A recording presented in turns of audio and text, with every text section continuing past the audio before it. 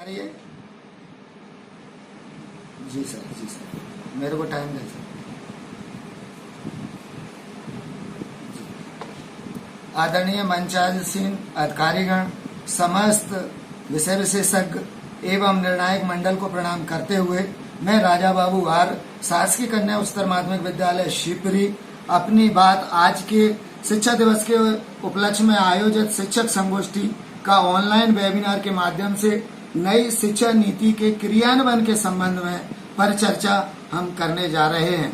तो उसमें मैं प्रसिद्ध 2 लाइन से चालू करूंगा। पंख से पंकज सदा खिलता रहा है, नीर से नीरज सदा बनता रहा है, क्या उठेगा जिंदगी में वह कभी जो शिक्षा से डरता रहा है। मान्यवर, नई शिक्षा नीति के क्रियान्वयन पर सिर्फ 10 मिनट में बोलना मुझे लगता है बिहारी जी के अनुसार गागर में सागर भरने जैसा कठिन काम है। फिर भी मैं प्रमुख बिंदुओं पर दृष्टि डालने का, उन्हें स्पष्ट करने का प्रयास करूंगा। हमारी जो 2020 नई शिक्षा नीति है, इसमें 5 तत्वों को शामिल किया गया है, जिसमें पहला तत्व है प्राचीन शिक्षा नीति, जो पहुंच परक शिक्षा 1986 में लागू की गई थी, जिसमें बाद में 1992 और 2009 में संशोधन हुए। इसकी उपलब्धि थी निःशुल्क शिक्षा और अनिवार्य शिक्षा। दूसरा इसमें तथ्य लिया गया है नई शिक्षा नीति अंतरिक्ष वैज्ञानिक के कस्तूरी रंगन जी की अध्यक्षता वाली समिति के लाखों सुझावों रिपोर्टों पर आधारित है। तीसरा तथ्य है नई शिक्षा नीति ग्रॉस एनरोलमेंट रेशो यानी सकल नामांकन अनुपात 100% 2030 तक करने का इसमें लक्ष्य रखा गया है। मानवर, चौथा पॉइंट है नई शिक्षा नीति में राज्य और केंद्रीय सरकारों के सहयोग से शिक्षा के क्षेत्र पर जीडीपी का 6% सार्वजनिक व्यय का लक्ष्य रखा गया है। मानवर, पांचवा इसमें तत्व है MHRD मानव संसाधन प्रबंधन मंत्रालय का नाम बदलकर शिक्षा मंत्रालय कर दिया गया है। नई शिक्षा नीति का उद्देश्य साक्षरता और संज्ञान वाले ऐसे छात्रों को चिन्हित करना जिसमें अवधारणात्मक समझ हो, रचनात्मक नैतिक मूल्यों को, तार्किक एवं वैज्ञानिक सोच को बहुभाषित करने का ज्ञान, बहुशब्दता संस्कृति से परिपक्व करके एक अच्छा आत्मनिर्भर इंसान बनाने के लिए किया गया है। नई शिक्षा नीति का क्रियान्वयन जो हमारा आज का विषय है, तो उस पर मैं कहना चाहूंगा, किसी भी नीति की प्रभावशीलता उसके उचित क्रियान्वयन पर ही निर्भर करती है। उसकी सफलता असफलता विभिन्न घटक संस्थाएं मिलकर के पूर्ण करती हैं और आपसी तालमेल और सामंजस्य से उसे पूरा करती हैं। जैसे नई शिक्षा नीति में MHRD मानव संसाधन विकास मंत्रालय, CAB centre advisory board of education, NTA national testing agency, NCERT national counselling of research and training, शिक्षा विभाग, बोर्ड, शिक्षा मंत्रालय, नियामक घटक, राज्य और केंद्र सरकारें आपस में समवर्ती भाव से मिलजुल करके और इस प्रकार करती हैं। इसको सफल बनाने के लिए इसके क्रियान्वयन का प्रयास करती हैं। और इसके क्रियान्वयन के संबंध में बिंदु क्रमांक 27.2 पे कहा गया है कि निम्नलिखित सिद्धांतों पर, ऐसे बहुत सारे सिद्धांत हैं जिनके आधार पर इसका क्रियान्वयन होगा। जैसे पॉलिसी की इरादा या भावना क्या है, उसको चरण तरीके से नीतिगत क्रियान्वयन की जाए, प्राथमिकता तय की जाए, व्यापकता तय की जाए, अपेक्षित संस्थानों का उसमें आधार दिया जाए, बहुभाषित एवं संपर्ति तालमेल उसमें बहुत अच्छे तरीके से रखा जाए। ये सब सारे सिद्धांत मिलकर के और इस नई शिक्षा की अवधारणा को आगे बढ़ाते हैं, उसे लागू करते हैं, और वो अगर सही से हो तो निश्चित तौर पर वो लागू करके और उसके वांछित परिणाम प्राप्त किए जा सकते हैं। अब मैं नीति के प्रमुख बिंदु, उन पर जो बदलाव है, जो प्रमुख बातें हैं, उन पर भी थोड़ा सा ध्यान देना चाहूंगा। वैसे बहुत विद्वानों ने दिए, मैं भी देना चाहूंगा। वो इस प्रकार से है। नई शिक्षा नीति इंडिया डिपेंड एजुकेशन, यानी यह भारत केंद्रित शिक्षा है। इस पर भारत की सभ्यता संस्कृति पर जोर दिया गया है, उसको प्रांगण बनाने का प्रयास किया गया है, और इससे जो व्यक्ति जो छात्र निकल के आएंगे वो निश्चित तौर पर सम्मान और आत्मनिर्भरता से भरे होंगे। वैसे नहीं होंगे।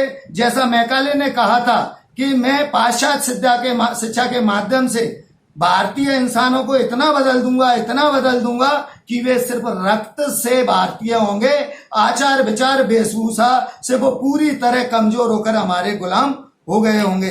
अगर आज वो मैकाले जिंदा होते तो देखते हम अपनी तक्षशिला और नालंदा वाले विश्वविद्यालयों की सशक्त परंपरा पर पुनः स्थापित होने जा रहे हैं। अब मैं बात करूंगा पॉइंट टू पॉइंट थोड़ा सा नीति के बारे में।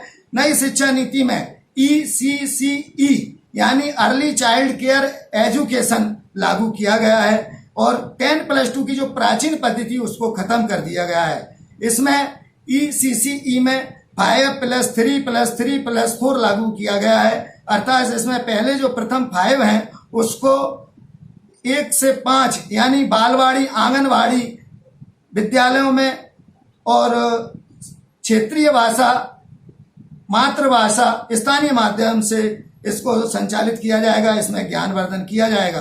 +3 यानी तीसरी, चौथी, पांचवी, जिसको हम प्राथमिक नाम से जानते हैं, यहां से हमारी मातृभाषा विस्तृत रूप से लागू हो जाएगी। इसमें स्थानीय भाषा पर जोर बहुत ज्यादा दिया गया है। +3 छठवीं, सातवीं, आठवीं, इसकी प्रथम विशेषता यह है कि इसमें व्यावसायिक शिक्षा को लागू कर दिया गया है। +4 अर्थात कक्षा 9वीं, 10वीं, 12वीं, इसमें भी अमूल चूल परिवर्तन आपको देखने पड़ेंगे। इसमें मूल्यांकन पद्धति का नवीन रूप दिखाई देगा। इस ECCE का लाने का उद्देश्य क्या था उस पर भी मैं थोड़ा सा प्रयास करूंगा। हमारे बहुत सारे बच्चे जो ड्रॉप आउट हो जाते थे, उस ड्रॉप आउट को कम करने के लिए तथा 100% स्कूल में प्रवेश कराने के लिए इस ECCE को लागू किया गया है। इसके और भी बहुत सारे उद्देश्य हैं, जैसे कि माध्यमिक कक्षाओं में व्यावसायिक शिक्षा लागू करना, रटन परंपरा को समाप्त करके ज्ञानवर्धन बनाना, ट्रैकिंग परीक्षा और नवीन मूल्यांकन पद्धति को लागू करना। ऐसे बहुत सारे प्रयासों के माध्यम से हम इस शिक्षा नीति में बदलाव होते हुए अपनी आंखों से देखेंगे। मान्यवर विशेष परिवर्तन की जो बात चल रही है उसमें आगे देखें तो चॉइस बेस्ड एजुकेशन, इसमें पाठ्यक्रम, भाषा, विषय चुनने की पूरी स्वतंत्रता छात्र को दी गई है। वो जिस विषय के साथ चाहे उसमें मन से अपने विषय ले सकता है। जैसे आर्ट वाला अगर साइंस में इंटरेस्ट रखता है तो एक आध विषय ले सकता है, और अगर विज्ञान वाला, मैथ वाला भी अगर आर्ट का इच्छुक है तो वो भी ले सकता है। इसी क्रम को मैं आगे बढ़ाऊंगा। एक और इसमें पॉइंट देखने को मिलता है मल्टी एंट्री एग्जिट एजुकेशन, अर्थात नई तरीके से प्रवेश और निकास। इसमें बच्चा जब अध्ययनरत रहता है और बाधा उत्पन्न होने पर उसको छोड़ सकता है, बाधा समाप्ति पर पुनः आ सकता है। अब बात आती है कि वो पहले पढ़ा उन अंकों का क्या होगा, तो एक इसमें बहुत शानदार बात कही गई है कि अंक बैंक का निर्धारण होगा, अंक बैंक बनाए जाएंगे।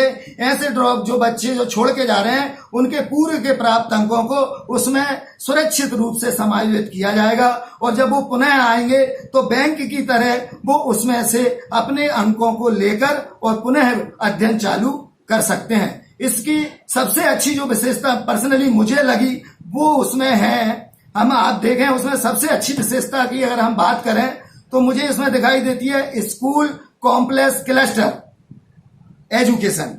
स्कूल कॉम्प्लेक्स, जी सर, इसमें क्या किया गया है, एक स्कूल में टीचर है, एक में प्रयोगशाला है, एक में पुस्तकालय है, तो उस क्षेत्र के सभी स्कूलों को मिलाकर एक स्कूल क्लस्टर बना दिया जाएगा जिसका सभी लोग उपयोग करेंगे, अर्थात सभी सामग्री संसाधनों का बेहतर प्रयोग इस शिक्षा नीति में होगा जो अभी तक नहीं हुआ है। लास्ट में मैं उच्च शिक्षा नीति की छोटी सी जल्दी से बात बताऊंगा कि उच्च शिक्षा में भी आने पर, BA MA करने पर, BSc करने पर, स्नातकोत्तर करने पर प्रथम वर्ष में अगर हम पढ़ाई छोड़ते हैं तो सर्टिफिकेट मिलेगा, द्वितीय वर्ष में डिप्लोमा मिलेगा, तृतीय वर्ष में डिग्री मिलेगी, और चौथा अगर कंप्लीट कर लें तो डिग्री विद रिसर्च मिलेगा। अब मैं लास्ट करना चाहूंगा, कक्षा 12वीं के बाद अगर कोई बच्चा 5 वर्षीय बीएड में प्रवेश लेता है तो उसको एक उपलब्धि प्राप्त होगी, एक उपाधि हासिल होगी, जैसे कि पीएचडी करने पर डॉक्टर की उपाधि मिल जाती है, ऐसे ही 5 वर्ष वाले उसमें उसको शिक्षक की उपाधि मिलेगी, और उससे वो अपने आप को गौरवान्वित करेगा महसूस जैसा कि कहा गया है, हमारे भारतवर्ष की संस्कृति सभ्यता ये कहती है कि सबसे बड़ा पद यहाँ गुरु का है। तो गुरुर ब्रह्मा गुरुर विष्णु गुरुर देवो महेश्वरा, गुरु साक्षात पर ब्रह्मा, तस्मै श्री गुरुवे नमः, तस्मै श्री गुरुवे नमः। इसी के साथ मैं अपनी वाणी को विराम देता हूँ। धन्यवाद।